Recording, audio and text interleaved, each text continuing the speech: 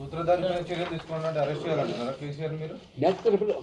చర్యలు తీసుకోవాలి కదా. ఇప్పుడు న్యాయపరమైన చర్యలు, ఆ తప్పిదం ఏ చట్టం కింద వస్తుందో ఆ చట్టం కింద వాళ్ళు చర్యలు తీసుకోవాలి. టెలిఫోన్ యాక్ట్కి దాని కిందికి వస్తుంది, ఆయన పైన చర్యలు తీసుకోవాలని అంటారు. కానీ సీఎం నిన్న చెప్పింది ఏంటంటే ఆఫ్ ద రికార్డ్ మీడియాతో మాట్లాడుతూ ఎలక్షన్ కోడ్ ఉంది, ఆ కేసుని ఇప్పుడు పరిశీలించలేదు, ఎలక్షన్ కోడ్ అయిపోయినాక ఆయన పర్సూట్ చేస్తాను. ఎలక్షన్ కోడ్ రాకముందు ఏం చేసినారు? అప్పుడు అధికారుల మీద చర్యలు తీసుకున్నారు కదా. అప్పుడు ఎందుకు మీరు బయటపెట్టలేదు? అంటే ఎలక్షన్ దాకా వాళ్ళ సేవలు వాడుకున్నారా మీరు? బీఆర్ఎస్ సేవలు, బీఆర్ఎస్ మీకు అవసరం అనిపించిందా? ఇది అంతా కూడా ఒక కట్టు కదా. ఇదంతా కూడా రాజకీయమైనటువంటి మరి కుట్రలో భాగంగా కేవలం బీజేపీ ఎదిరించడానికి అన్ని పార్టీలు ఓ గొడుగు కింద అవినీతి పార్టీలు ఈ చర్యలకు పాల్పడ్డ అందరూ కూడా ఏకమవుతున్నారు అని పదే పదే మోదీ గారు చెప్తా ఉంటే దాన్ని కొంతమంది తప్పుపట్టారు. ఇవాళ వాస్తవాలు వెలుగులోకి వస్తున్నాయి. ఇంత దారుణమైన ఘోరమైన పరిస్థితికి దిగజారంటే తెలంగాణను ఒక మాఫియా రాజ్యంగా మార్చేశారు. మరి ప్రజాస్వామ్యం గురించి మాట్లాడే రాహుల్ గాంధీ కానీ, లేదా ఇవాళ రాజ్యాంగం గురించి మాట్లాడే కాంగ్రెస్ పార్టీ కానీ ఎందుకు ఇవాళ నోరు విప్పటం లేదు? ఇంత ప్రజాస్వామ్యానికి విఘాతం కలిగించే చర్యలకు పాల్పడితే మరి ఇది రాజ్యాంగాన్ని ఇవాళ అవమానపరచడం కాదా? ఎందుకు కాంగ్రెస్ ఇవాళ కనీసం మాట్లాడటం లేదు? ఇవాళ ఎందుకు నోరు మెదటం లేదు? మన ఎన్నికల్లో కూడా ఈ అంశాన్ని ఎందుకు ప్రస్తావించలేదు కాంగ్రెస్ పార్టీ? రాహుల్ గాంధీ ఇన్నిసార్లు మరి తెలంగాణకు వచ్చాడు, మరి కేసీఆర్ యొక్క దురగాతల గురించి ఎందుకు వారు మాట్లాడకపోయారు? రాహుల్ గాంధీ కానీ, మల్లికార్జున ఖర్గే కానీ.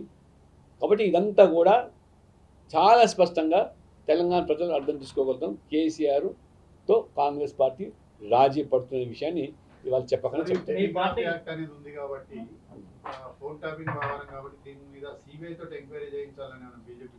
Exactly, CBI enquiry జరిపించాలా.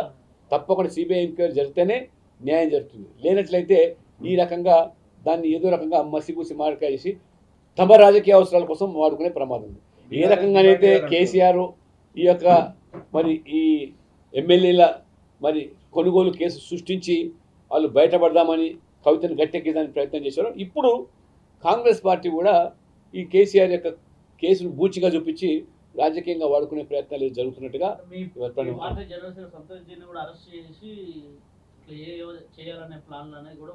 అదే నేను చెప్పింది కదా. చాలా వాంగ్మూలంలో కవితను గట్టెక్కించడానికి ఢిల్లీ పెద్దలను ఇరికిద్దాం అని చేసిందని కూడా ఆయన చెప్పింది కదా. బాజా చెప్పిండు ఆయన, ఆ వాంగ్మూలం ఉన్నది ఆయన, ఆ అధికారి పోలీస్ అధికారి చెప్పింది. అంటే సెంట్రల్ అంటే కోర్టు జోక్యం చేసుకోవడానికి అవకాశం ఉంది. కోర్టును ఎవరైనా ఆశ్రయిస్తే కోర్టు ఆదేశిస్తుంది. అదే బీజేపీ పరంగా కాకుండా న్యాయపరమైనటువంటిది ఈ ప్రభుత్వం ముందుకు రాకపోతే రాజకీయంగానే కాకుండా అనేక రకాలుగా తప్పకుండా మరి పార్టీ కూడా మరి మేము కూడా సిబిఐకి మరి వారికి సూచించడము, న్యాయపరంగా కూడా ఆశ్రయించడం ఖచ్చితంగా ఉపేక్షించేది మాత్రం లేదు. ఇంత స్థాయికి మరి దిగజారినటువంటి రాజకీయాలు ప్రజాస్వామ్యం ఇటుపోవాలా, రాజ్యాంగం ఇక్కడ ఇక స్వేచ్ఛ అనేది లేకుండా, స్వతంత్రం అనేది లేకుండా, వ్యక్తిగత స్వేచ్ఛలతో పాటు ఈ రకంగా బ్లాక్మెయిలింగ్ రాజకీయాలు, వ్యాపారులను ఎలక్టోరల్ బాండ్స్ కొనిపించని చెప్పాడు వాక్మూలంలో. ఆయన స్పష్టంగా అధికారి చెప్పింది ఏంది? టీఆర్ఎస్కు ఎలక్టోరల్ బాండ్స్ కొనిచ్చాం, వాళ్ళ యొక్క బ్లాక్మెయిల్ చేసి వ్యాపారులను, రియల్ ఎస్టేట్లు పెద్దలను. ఇదేం చాలా చిన్న సమస్య కాదు, ఇది నిజంగా చాలా తీవ్రమైన సమస్య, ఘోరమైన తప్పిదం ఇది జరిగింది. బీఆర్ఎస్ వాళ్ళు డిమాండ్ చేస్తే నేను సిబిఐ విచారణకు ఆదేశిస్తాను నిన్న సీఎం. బీఆర్ఎస్ వాళ్ళు డిమాండ్ చేస్తే తప్ప నేను ఇందులో కాంటాక్ట్. అరే బీఆర్ఎస్ వాళ్ళు చేసి తప్ప వాళ్ళు డిమాండ్ చేస్తారు, వాడు తప్పించుకోవడానికి. దీన్ని బట్టి చూస్తే ఏమవుతుందంటే రేవంత్ రెడ్డి గారి మీద ఎక్కడ ఢిల్లీ పెద్దల ఒత్తిడి ఉన్నట్టు అనుమానాలు వ్యక్తమవుతుంది. రేవంత్ రెడ్డి గారికి మనసులో ఉండొచ్చు, ఎందుకంటే ఆయన బాధితుడు. ఆయన కూడా జైలు పోయింది ఫోన్ ట్యాపింగ్ విషయంలోనే కదా. ఆ సమాచారం సేకరించి వాస్తవాలు అన్నీ తెలుసుకునే కదా జైలు పంపించడం. ఉండొచ్చు ఆయన ఒక ప్రతీకార చర్య తీసుకోవాలని. కానీ ఢిల్లీ పెద్దల ఒత్తిడి ఏ మేరకు ఉందో ఇప్పుడు మరి అర్థమవుతుంది. తెలంగాణ అధికారికి చిహ్నాన్ని మారుస్తున్నారు. ఈ కాకతీయ తోరణం చార్మినార్ తీసేసి అందులో అమరవీరుల స్థూపం తీసుకొస్తారని అంటున్నారు. ప్రభుత్వము ఆ కోణంలో ఆలోచన చేసి వారు నిర్ణయాన్ని ప్రకటించినప్పుడు తప్పకుండా దాని మీద మేము కూడా స్పందిస్తాం. ఏ విధమైనటువంటి వారు మరి ఆ యొక్క చిహ్నాన్ని మార్చాలనుకుంటారు, దాని వెనుకాల ఉన్నటువంటి దాని యొక్క చరిత్ర ఏందో ముందు బయట రావాలి. ఇప్పుడు అందశ్రీకి సంబంధించినటువంటి వాటి విషయం మాకు ఎటువంటి అభ్యంతరం లేదు. ఆనాడు కేసీఆర్ కేవలం ప్రతిష్టకు పోయి అహంకారంతో ఉద్యమంలో నిజంగా ఆ అందశ్రీ రాసిన పాట అందరికీ కూడా ఒక గొప్ప ఒక ప్రేరణ కల్పించిన పాటను ఒత్తిడి కేవలం అహంకారంతో లేదా ఒక నియంత్రణ వివరించినటువంటి కేసీఆర్ అన్నీ బయటకు వస్తూ ఉన్నాయి ఇప్పుడు. దీన్ని స్వాగతిస్తున్నారా తెలంగాణ జయ తప్పకుండా అందశ్రీ పాటను నేను డెఫినెట్గా స్వాగతిస్తాను. చైనాని మాత్రం వచ్చిన తర్వాత చూస్తాం. చైనా మాత్రం అది ప్రభుత్వం ఆలోచన ఏ విధంగా ఉంది ఏంటని వాళ్ళు వచ్చిన తర్వాత మేము ఆలోచిస్తాం. ఇప్పుడు బయటకు వచ్చింది కదా అందశ్రీది చేస్తామని మాకేం అభ్యంతరం లేదు, వెల్కమ్. కాకతీయ శిలాతోరణాన్ని తీసేస్తాం కానీ అది వచ్చినాక చూద్దాం, అది అయినేమంటుంది మనం ఎందుకు ఊహాజనితంగా let government announce it CM అన్నారు. అంటే రాలే కదా ఎక్కడ ఇంకా బయటికి రాలే కదా. Thank you friends. National politics మాట్లాడుతున్నాం. ఎట్లా ఉంది సార్ నేషనల్ మీరు జాతీయ అధ్యక్షులు ఓబీసీ మోర్చాకి ఎట్లా ఉందండి? నేను ఓబీసీ మోర్చా జాతీయ అధ్యక్షునిగా రాజ్యసభ సభ్యునిగా పలు రాష్ట్రాల్లో ఎన్నికల ప్రచారంలో విస్తృతంగా పాల్గొన్నాను. తెలంగాణలో ఎన్నికల నిర్వహణ కమిటీ కన్వీనర్గా ఉంటూ కూడా మరి ఆ యొక్క ఫేజ్ తర్వాత 5th, 6th, 7th ఫేజ్లో కూడా చాలా చురుగ్గా పాల్గొన్నాను. అది కర్ణాటకలో కానీ, ఆంధ్రప్రదేశ్లో కానీ, మహారాష్ట్రలో కానీ, ఉత్తరప్రదేశ్లో కానీ విస్తృతంగా పర్యటన చేశాను. ఎక్కడ పోయినా మోదీ హవా, మోదీ ప్రభంజనం వీస్తూ ఉన్నది. ఏది అతీతం కాదు, తెలంగాణ అతీతం కాదు, ఇవాళ ఏ రాష్ట్రం కూడా అతీతం, అస్సాం అతీతం కాదు, కేరళ కూడా అతీతం కాదు. కాబట్టి అద్భుతమైన ఫలితాలు మేము సాధించబోతున్నాం. ఎన్డీఏ కూటమి 400 సీట్లు, బీజేపీ స్వతహా 370 రావడం ఖాయం. పత్రికల్లో లేకపోతే సోషల్ మీడియాలో వస్తున్న వార్తలు అవన్నీ కూడా పటాపంచలు చేసే రీతిలో జూన్ 4వ తేదీ నాడు ఫలితాలు రాబోతున్నాయి. మూడోసారి నరేంద్ర మోడీ గారు ప్రధానమంత్రి ఖాయమని కూడా తేలిపోయింది. మూడోసారి ప్రధానమంత్రి అయిన తర్వాత వచ్చే 5 సంవత్సరాలు చేపట్టబోయే చర్యల గురించి కూడా తీసుకోవాల్సినటువంటి చరిత్రమైన నిర్ణయాలు, సాహసోపేత నిర్ణయాల పట్ల కూడా ఈ పార్టీకి ఆ 100 రోజులు అమలు చేయడానికి నరేంద్ర మోడీ గారు ఒక ప్రణాళికబద్ధంగా వారు ముందుకు పోతా ఉన్నారు. తెలంగాణలో కూడా మరి 2 అంకెలు రావడం ఖాయం, డబుల్ డిజిట్ రావడం ఖాయము. ఎన్నికల ఫలితాల తర్వాత నేను మొదటి చెప్పింది కూడా మళ్ళీ ఊటంకిస్తున్నాను. తెలంగాణలో కూడా మరి ఎన్నికల ఫలితాల తర్వాత అనేకమైన రాజకీయ మార్పులు సంభవించే అవకాశం ఉన్నాయి. ఎప్పుడు తెలంగాణ ఎన్నికలు జరిగినా డబుల్ ఇంజన్ సర్కార్ అక్కడ ఏర్పడడం కూడా ఖాయమని చెప్పి కూడా నేను ఘంటాపదంగా చెప్తాను.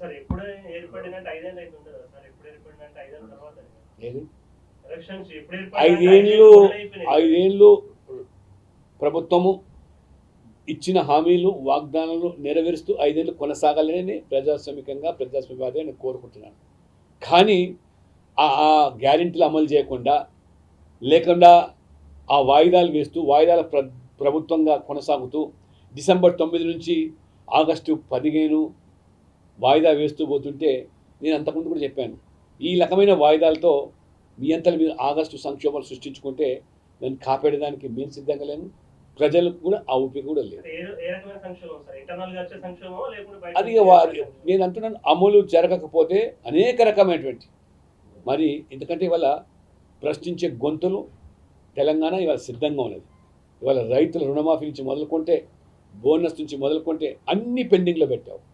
కాబట్టి ఆ రకంగా ఈ ప్రభుత్వాన్ని ప్రజలు పెండింగ్లో పెట్టడానికి సిద్ధంగా ఉంటారు, తిరగబడతారు, ఉద్యమిస్తారు.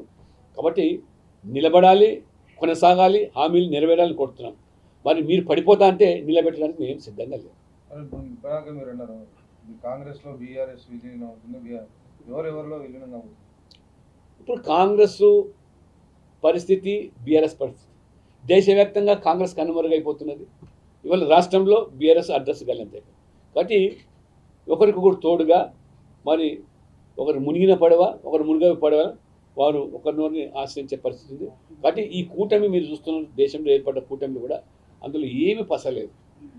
దాని వెనకాల ప్రజల మద్దతు లేదు, ప్రజల సమర్థన లేని కూటమిలు మరి ఇండి అలయన్స్ అని పెట్టుకున్నారు తప్పితే వాళ్ళకు ఏ ఓటు ఇవాళ స్వయంగా కాంగ్రెస్ 40 సీట్లు గెలవలేని పరిస్థితి ఉంటే ఇంకా అదెక్కడ కాంగ్రెస్ పార్టీ, అదెక్కడ కూటమికి నాయకత్వం అర్థం చేసుకోవచ్చు. అందశ్రీ పాటకు కీరవాణి సంగీతం సమకూర్చడానికి కొంతమంది వాదన చేస్తున్నారు. అది ఆ సాంకేతికమైన విషయాలు నేను పోదలుచుకోలేదు. ఆ పాటకున్న మాత్రం పాట కాపాడుకోవాలి. సార్ మోడీతోనే లెక్కలేకపోయారు. కాకపోతే ఇంకొక చర్చ కూడా జరుగుతుంది. మోడీ 5 ఏళ్ళు ఉంటారు, మన తర్వాత 75 సంవత్సరాలు పూర్తి అవుతుంది అంటున్నారు. ఖచ్చితంగా 5 ఏళ్ళు మోడీ ఉంటారా? 75 ఏళ్ళు కాదు, ఇంకా వచ్చే 10 సంవత్సరాలు మోడీ ఉంటారు. 75 సంవత్సరాలు అనేది మా పార్టీ రాజ్యాంగంలో నిబంధనలు ఎక్కడ లేదు, అంటే నైతికంగా పెట్టుకున్నటువంటి నియమం ఎక్కడ లేదు, నియమం లేదు. నేను ఇవాళ ఎలక్షన్ కమిటీ మెంబర్గా ఉన్నాను, పార్లమెంట్ బోర్డు సభ్యునిగా ఉన్నాను. మొన్న ఎన్నికల పోటీ చేసిన వాళ్ళు 80 ఏళ్ళ వారు, 82 ఏళ్ళ వాళ్ళు కూడా అనేక మంది ఉన్నారు. వాళ్ళ పనితీరు బట్టి, వాళ్ళ సామర్థ్యం బట్టి, గెలిచే అవకాశాలను బట్టి. బట్టి వాళ్ళ మోదీకి మించి సామర్థ్యం ఇప్పుడు ఈ దేశంలో ఏ నాయకుడికి లేదు. మోదీ కావాలని దేశ ప్రజలు అనుకుంటున్నారు. మన దేశ ప్రజలు కాదు, ప్రపంచవ్యాప్తంగా ఉండే అనేక మంది భారతీయులే కాకుండా ఇతర దేశాల అధినేతలు సైతం కూడా మోదీ దేశానికి ప్రధానమంత్రి అయితే ఈ యొక్క ప్రపంచానికి దిక్సూచిగా మారుతానటువంటి ఆశాభావాన్ని కూడా వ్యక్తం చేస్తారు. యువతను ప్రోత్సహించారు సార్. తప్పకుండా. వీళ్ళే ఉంటే యువతకు తప్పకుండా భవిష్యత్తు ఉన్నది యువతకు. చలే మోడీ గారు యువతనే, మోడీ గారు ఉన్నంత యువత నీకు నాకేడుంది. అలా అనుమానం ఏం లేదు.